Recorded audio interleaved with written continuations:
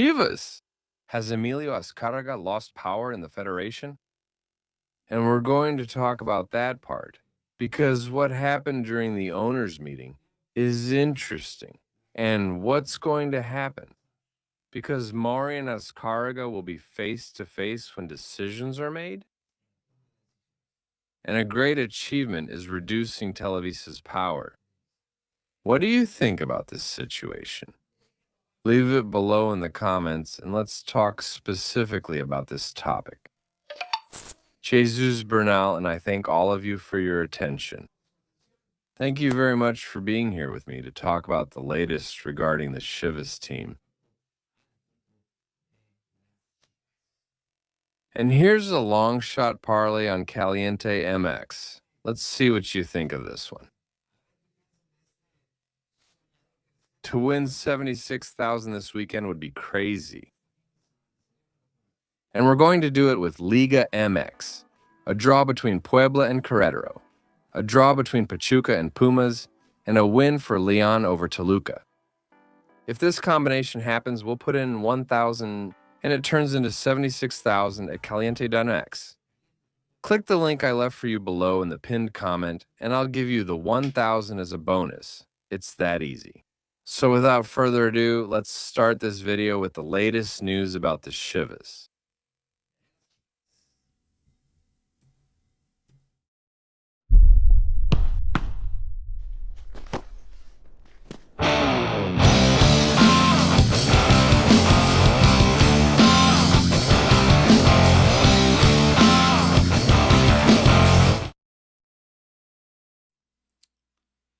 It's really been an achievement.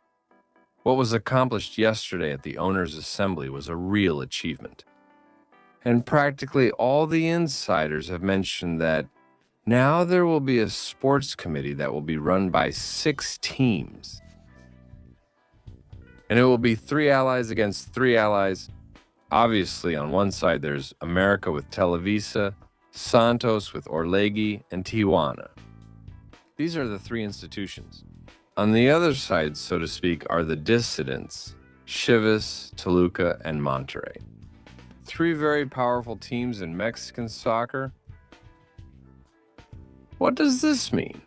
Well, now sports decisions won't be made solely and exclusively by one person. Instead, there will now be a counterbalance within the federation itself. And the owner of Chivas, Amaury Vergara, is part of that counterbalance. In fact, it was a bit attention-grabbing. In the end, they took a picture together, and Emilio Azcárraga doesn't appear in it. I don't know if he got upset about this situation, but it's clear that they're going to significantly reduce his power.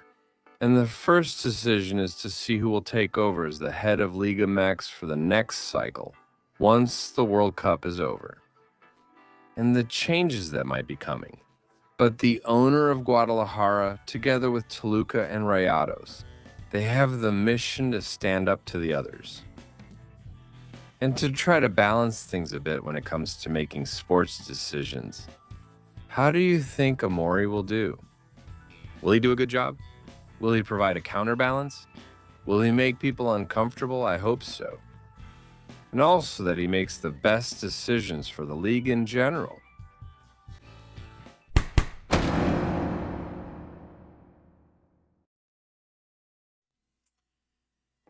All right, the coach of Guadalajara, Gabriel Milito. Well, you know I like to break down the entire press conference, right? I really like that part.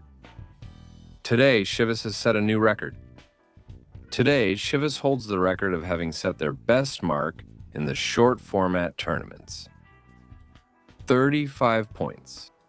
Very good. No one had ever achieved that in Chivas. And Milito caught up with Tuca Ferretti as the coach, who earned the most points in a soccer year with 65. Imagine, that was 30 years ago. Today he has the chance to set a new one, a new record, which is precisely to reach more than 65 points right now. They're tied. If they earn 1 or 3 more points against Tijuana, they'll set a new record in Guadalajara's history. However, Coach Gabriel Milito doesn't like to get too caught up in these things. Let's see exactly what the Chivas coach had to say about this topic. It's a great achievement by the players. There's one match left to finish and make a final assessment. But without a doubt, we've been very consistent. We've achieved many victories deservedly on footballing merit. The team has performed well up to this point. In the regular season, very consistent. The performance has been very consistent. Well, let's hope we can finish at home. In the way we want, the way we dream of, which would be to win. And secure that first place, so we can face what's next. Because the championship ends. But this goes on, and the most important part is coming. This was important too. Because if the players hadn't had the tournament they've had, we wouldn't have the points we have, nor the confidence we have today. Anyway, a competition comes to an end. But the competition continues and we're entering the decisive stage.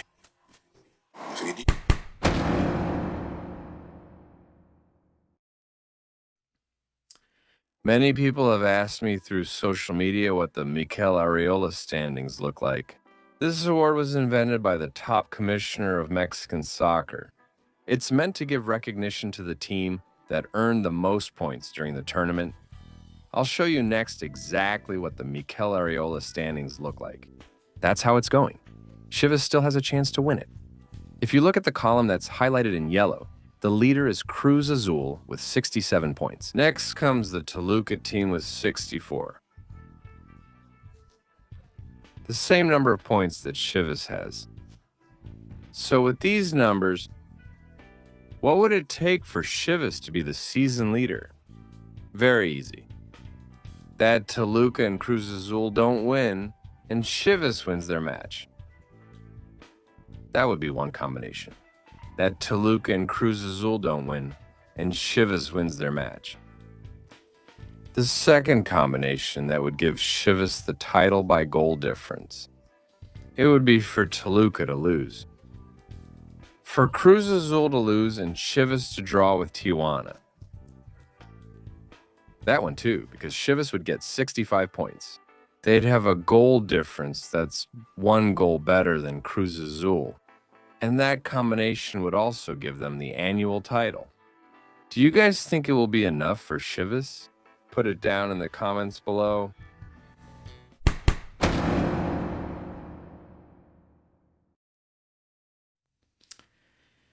All right. Also, let me mention for all of you how the scoring chart looks, which is another thing that's at stake for this last match day, with Don Armando La Hormiga Gonzalez participating there as well. The leader is Joao Pedro with 13 goals. He scored in the 96th minute against Santos in the last match. Right below is Hormiga with 12, and the rest no longer matter. The competition is between Hormiga and Joao Pedro. They are precisely the two who are competing for the top scorer title, and we'll have to keep an eye on whether Hormiga can make it or not. To become the first back-to-back top scorer in the history of Chivas, and the second Mexican back-to-back top scorer in the history of Mexican soccer.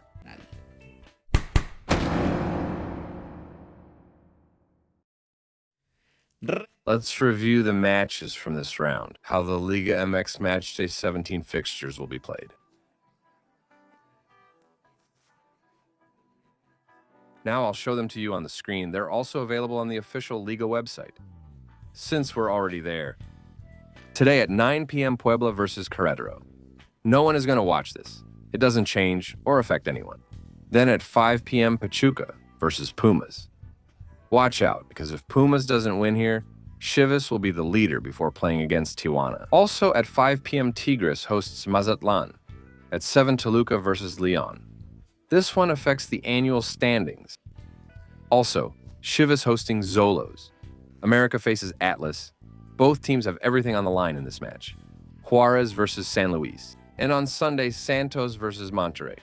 And Cruz Azul against Necaxa. Those are the matchups. These are the games scheduled for this weekend in Liga MX. Alright, we'll end this video here. Thank you very much for your attention. Keep subscribing, commenting, sharing, and liking. And I'll see you next time. I'm Jesus Bernal. Goodbye.